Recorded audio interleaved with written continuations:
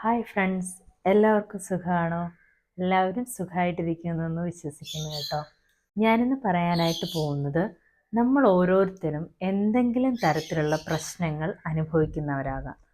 സമൂഹത്തിൽ നിന്ന് പ്രശ്നമില്ലാത്ത ആരും തന്നെ ഇല്ലെന്നാണ് എനിക്ക് തോന്നുന്നത്. അത്രയേറെ പ്രശ്നങ്ങളാണ് നമുക്ക് ചുറ്റും ഡെയിലി നടന്നുകൊണ്ടിരിക്കുന്നത്, നമ്മൾ ഓരോരുത്തരും അനുഭവിച്ചുകൊണ്ട് ഇരിക്കുന്നത്. അപ്പോൾ ഈ പ്രോബ്ലംസ് സമൂഹത്തിലുള്ള എല്ലാവർക്കും ഉള്ള ഒരു കാര്യമാണ്. നമുക്കറിയാമല്ലോ, പ്രോബ്ലം പലതരത്തിലാവാം പ്രശ്നങ്ങൾ.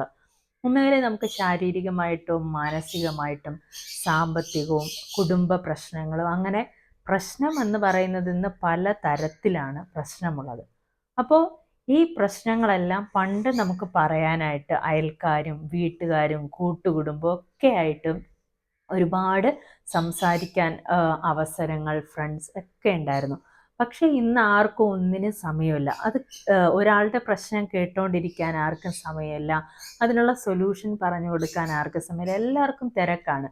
ഇന്ന് വെറുതെ വീട്ടിലിരിക്കുന്നവർ തന്നെ വളരെ കുറവാണ്. എല്ലാവരും എന്തെങ്കിലും ഒരു ജോലിക്കായിട്ട് പോകുന്നവരാണ്. പിന്നെ ഇപ്പോൾ പറയാനും മടിയാണ്. എനിക്കിങ്ങനെ ഒരു പ്രശ്നമുണ്ടെന്ന് തുറന്ന് പറയാൻ തന്നെ മടിയുള്ള ഒരു സമൂഹത്തിലാണ് നമ്മളൊക്കെ ആയിരിക്കുന്നത്.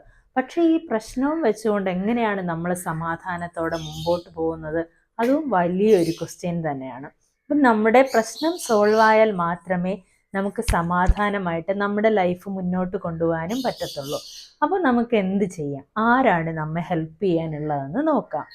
നമ്മുടെ പ്രശ്നം ഏറ്റവും കൂടുതൽ ആഴത്തിൽ അറിയുന്നത് ആരാണ്? നാം തന്നെയാണ്, അല്ലേ? നമ്മുടെ പ്രശ്നം ഏറ്റവും നല്ല രീതിയിലും നമ്മെക്കുറിച്ചും ഏറ്റവും നല്ല ഐഡിയ ഉള്ളത് നമുക്ക് തന്നെയാണ്. നമ്മുടെ പ്രശ്നം സോൾവ് ചെയ്യാൻ നമുക്കേ കഴിയൂ. അത് നമ്മൾ ആദ്യം വിശ്വസിക്കണം. അപ്പം നമ്മുടെ പ്രശ്നം എന്താണോ അതിനെ ഏറ്റവും കൂടുതൽ ഡീപ്പായിട്ട് അറിയുന്ന നമുക്ക് തന്നെ അറിയാം നമ്മുടെ പ്രശ്നം സോൾവ് ചെയ്യാനുള്ള എന്തെല്ലാം റിസോഴ്സസ് നമുക്കുണ്ടെന്ന് നമുക്ക് ഐഡിയ ഉണ്ട്. അപ്പോൾ നമ്മുടെ എന്ത് പ്രശ്നമായിക്കൊള്ളട്ടെ, ആ പ്രശ്നം സോൾവ് ചെയ്യാൻ കഴിയുന്നത് നമുക്ക് തന്നെയാണ്. അതിനൊരു ഉദാഹരണമായിട്ട് പറഞ്ഞു കഴിഞ്ഞാൽ, നമ്മുടെ പ്രശ്നം ശാരീരികമാണെന്നിരിക്കട്ടെ, അല്ലെങ്കിൽ നമുക്ക് കണ്ണുവേദന, ചെവി വേദന, അല്ലെങ്കിൽ എന്തെങ്കിലും തരത്തിലുള്ള ശരീരത്തിലുള്ള വേദനയാണെങ്കിൽ ഡോക്ടറെ കണ്ട് തുടക്കത്തിൽ തന്നെ നമ്മുടെ രോഗം കണ്ടുപിടിച്ച് ട്രീറ്റ് ചെയ്യാൻ നമ്മൾ റെഡിയായിരിക്കണം. അതുപോലെ നമ്മുടെ പ്രശ്നം ഇപ്പോൾ സാമ്പത്തികമാണെന്നിരിക്കട്ടെ, ഞാൻ ചെയ്തുകൊണ്ടിരിക്കുന്നത് ഇപ്പോൾ തയ്യലാണെന്നായിക്കോട്ടെ, പക്ഷെ ആ വരുമാനം കൊണ്ട് എനിക്ക് മുന്നോട്ട് പോകാനായിട്ട് പറ്റുന്നില്ല.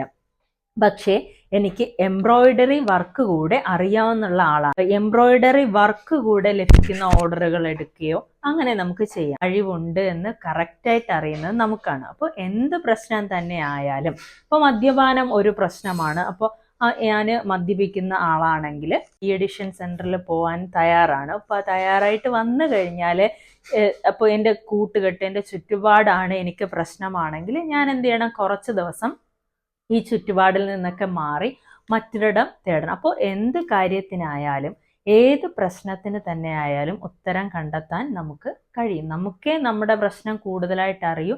നമ്മുടെ പ്രശ്നം ഏറ്റവും നന്നായിട്ട് സോൾവ് ചെയ്യാൻ കഴിയുന്നതും നമുക്ക് മാത്രമാണ്.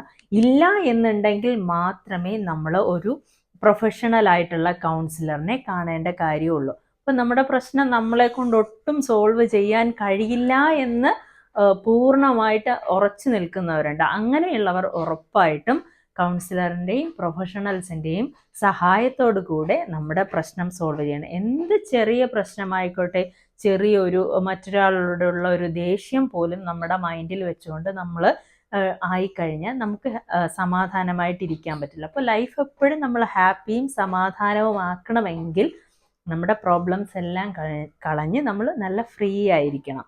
പ്രശ്നമില്ലാത്ത ആരും തന്നെയില്ല. എല്ലാവരും ഓരോ തരത്തിലെ പ്രശ്നം അനുഭവിക്കുന്നവരാണ്. അപ്പോൾ അതെല്ലാം കളഞ്ഞ് ഹാപ്പി ആയിട്ടിരിക്കുക, കൂളായിട്ടിരിക്കുക.